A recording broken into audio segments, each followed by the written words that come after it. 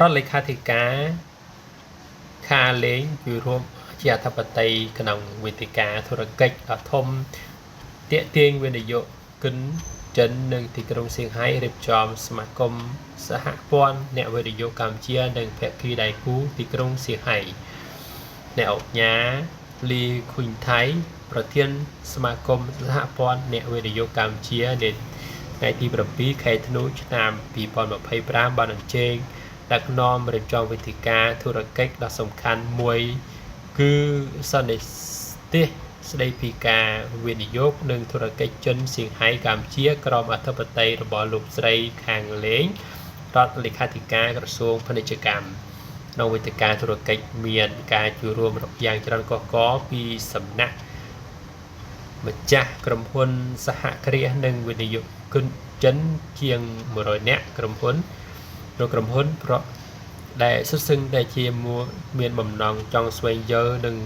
វិនិយោគកម្ពុជាលោកស្រីខាងលេងបានគូសបញ្ជាក់ពីការបដិញ្ញារបស់រាជរដ្ឋាភិបាលកម្ពុជាក្នុងការលើកតម្កើងកលបរិយាកាសវិនិយោគ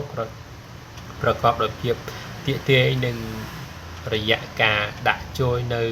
ស្ដីពីការវិនិយោគថ្មីនិងការកែតម្រង់ស្ថាប័នដើម្បីធនធាននៅតម្លាភាពងាយស្រួលដោយការពៀផលប្រយោជន៍ជូនវិនិយោគិនរបស់បរទេសលោកស្រីបានបន្ថែមថាកម្ពុជាត្រៀមខ្លួនរួចស្រេចជាស្រេចដើម្បីក្លាយទៅជាទិសដៅវិនិយោគដ៏សំខាន់សម្រាប់ក្រុមហ៊ុនចិនដោយសារយើងឃើញគោលនយោបាយច្បាស់លាស់ស្ថិរភាពនយោបាយនិងទីតាំងភូមិសាស្ត្រប្រកបដោយសម្ពុតភ្ជាប់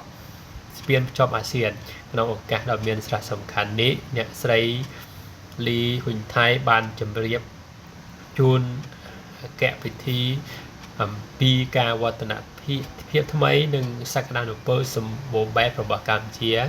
ទៅដោយវិនិយោគិនចិនសក្តានុពលទាំងនេះមានទាំងវិស័យសំខាន់ដូចជាវិស័យសេដ្ឋកិច្ច